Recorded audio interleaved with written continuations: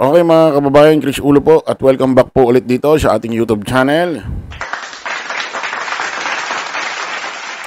Nako, ito mga kababayan, update ho tayo rito sa ating iniidolo. Iniidolo at kinikilalang isa sa pinaka naging magaling ho na polis. Masasabi rin ho natin isa sa pinaka magaling hong naging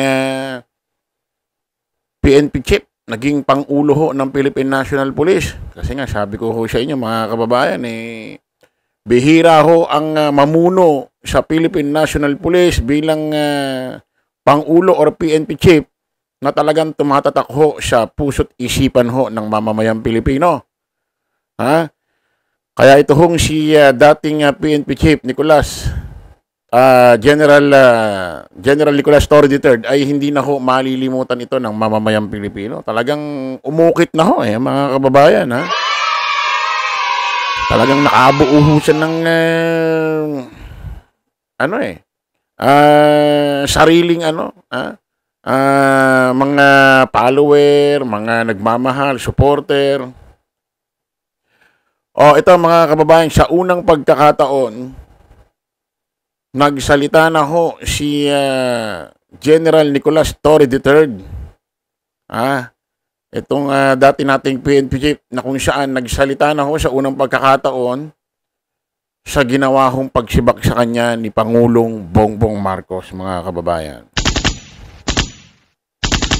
At kung pakikinggan natin, kung ma-analyze natin, parang medyo may iba ng konti yung kanyang para sa akin, parang tono. Parang may konting laman na. Parang may something na. Kung hindi ako nagkakamali, ewan ko lang, baka naiisip ko lang, baka nai-imagine ko lang yun. Kasi, ito kasi si General Torre, nagpa-interview pa, bumabalik tuloy yung ano na atin. Bumabalik ho tuloy yung ating nararamdamang sakit. Ito mga kababayan, sa unang pagkakataon nagsalita na ho si dating PNP Chief General Nicolas Torre III sa kanyang pagkakasibak sa kanya ni Pangulong Bongbong Marcos. Pakinggan natin. Pamilya at advokasya kontra bullying ang pinagkakaabalahan ngayon ni Police General Nicolas Torre III matapos siya matanggal bilang hepe ng PNP. At pumasok ba sa isip niya ang early retirement? Saksi, si Marisol Abduraman, exclusive. Halos 2 buwan mula na matanggal sa pwesto bilang PNP Chief, nagpaunlak ng panayam sa GMA Integrated News si General Nicolas Torre III. Kumusta ka po since you were relieved from your post as the PNP Chief? I'm okay. Life goes on at exploring new things to do in life, looking at life after the PNP. Aktibo pang miyembro ng PNP ang 4-star general na si Torre. Have you thought or contemplated on having an early retirement instead? Saka na natin pag-isipan. Wala pa namang there's still nothing in the horizon so far. Pero napag-iisipan mo na? Those are one of the many options. Those are among the options. That's among the... Ayan ho mga kababayan, narinig ho natin kay narinig ho natin kay General Nicolas Torre III na kung saan isa sa mga option niya ay mag-early retirement. Nako. Kasi nga ho ito mga kababayan, si General Nicolas Torre III dapat ho magre-retire ito sa 2027 pa. At hangga't hindi ho siya nag-early retirement, bit-bit niya ho ang 4-star sa kanyang balikat. Hindi ko kasi po pwedeng ang dalawang police ay may ranggong 4-star. Pag sinabing 4-star, wala nang iba kundi general na agad yon. PNP chief yon.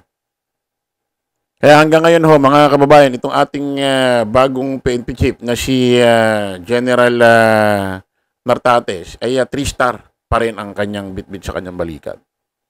Dahil hindi pa ho nagre-retiro ito si General Nicolas Torre III, kaya nasa kanya pa rin ng 4-star. Option niya raw ay mag-early retirement. Nako. Maraming malulungkot nito. Play natin.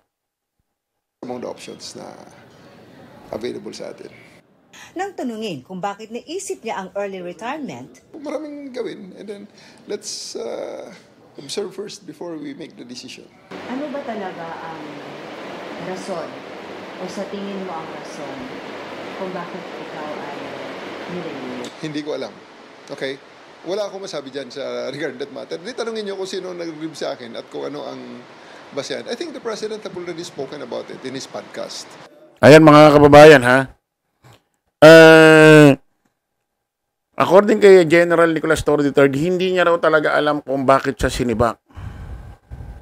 Medyo na-shock ho ako rito mga kababayan. Maliwanag ho, galing ho ito kay General Nicolas Torre III. Hindi niya raw ho alam kung bakit siya sinibak. At kung may tatanungin daw, tanungin na lang daw si PBBM. At nagsalita na rin naman daw ito si PBBM kung bakit siya sinibak doon sa kanyang podcast. Ito yata yung podcast niya about ho yata kay ang kasama niya yata rito sa podcast si kung daw nagkakamali, Vico Morales din ba? Oo, ng GMA7 ng 24 oras kung daw nagkakamali Oh. Pero nagtataka tayo rito, nagtataka ako bakit sinabi niya hindi niya raw talaga alam. So, ibig sabihin walang documents? Walang memorandum, walang documents na siyang na-receive or isinilbi sa kanya kung bakit siya tinanggal bilang PNP chief. Play natin. dati nang sinabi ni Torre na wala siyang sama ng loob sa ginawa sa kanya. Kaya tinanong ko ano ang naramdaman niya sa pagsibak sa kanya. Basta ako ay sumusunod lamang. There's really nothing to expound about it. My feelings there is immaterial. It's just, kung sa tanong mo kung anong naramdaman ko, well, it's just one of the many things that happened in my life as a police officer. Dating inanunsyo ng palasyo. Nako ha. Parang may laman na yun ha.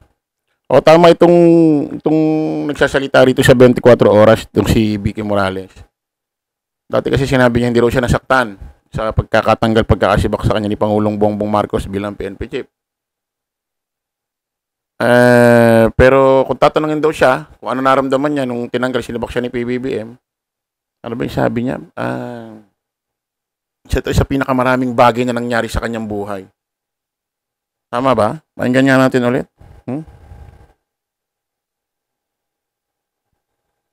There's really nothing to expound about it. My feelings there is immaterial.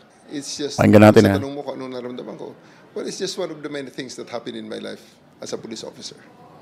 Dating inanunsyo ng palasyo na Yun ang sabi niya, kung tinatanong mo ko kung ano naramdaman ko nang sinabak tinanggal ako. Isa ito sa mga maraming nangyari sa aking buhay. Para bang ang dating isa sa mga naging sakit, para bang ganon? O ako lang nag-iisip nito ha. Disclaimer, hindi ko sinasabing ito talaga mismo ang pinapaintindi sa atin ni General Torre, pero para sa akin para bang ang dating isa sa mga pinaka naranasan kong sakit na natanggap sa aking buhay. Kasi ito kasi nung mga nakaraan siyempre, sabi ko nga medyo mabigat kung sasabihin ng isang general, isang PNP chief na nasaktan ako. Nasaktan ako sa pagkakali sa akin. Siyempre, PNP chief ka, general ka, kumbaga snappy ka kumbaga matikas ka Para bang ang dating mo para bang pag sinabi mo nasaktan ako, para bang ang dating sa'yo, para bang malambot ka. Para bang nadadala ka sa emosyon mo. Parang ganun, mabigat kasi iba ang iba yung ego, iba yung isipin PNP chief. Diba? Sabi ko nga nung mga nakaraan, nung kasagsagang kainitan ho ng usapin pagsiba kay General Torre, sabi ko walang ibang makakapagsabi kung ano talaga naramdaman ni General Torre sa pagkakasibak sa kanya bilang PNP chief. Walang ibang po pwedeng magkwento sa atin na kung ano talaga nararamdaman ni General Torre kundi ang kanyang pamilya, asawa or anak. Kasi ito talaga yung alam mo yon, ito yung nakakaalam talaga ng feelings ni General Torre, anak, asawa, especially asawa, yung kasama lagi matulog sa gabi. Di ba? Kahit naman sino PNP chief ka general ka ba't sasabihin mong nasaktan ka? Mabigat mabigat sabihin sa mainstream media yun.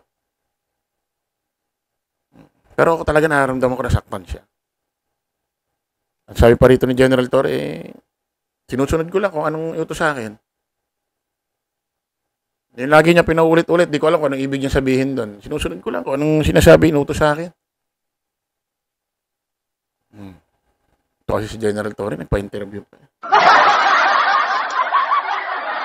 Ano tuloy ako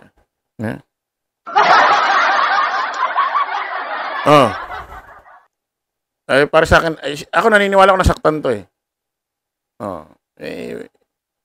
siyempre kahit general yan, may puso di ba? May puso may damdamin Alam mo, ang pagka nakaramdam ka ng sakit, kirot sa iyong puso. Literal na kurot. Nakaramdam na ba kayo ng ganon? Yung talagang nasaktan ka, literal talagang kumirot yung puso mo. Ako, nakaramdam ako ng ganon Talagang may pintig Talagang may kurot. Talagang literal na kurot. Talagang yung puso mo pumintig. Talagang nakaramdam ka ng sakit. General Torre, ano pa kasi? Pusin na natin to. Kita-kita ulit tayo sa panibagong vlog. Bye-bye po.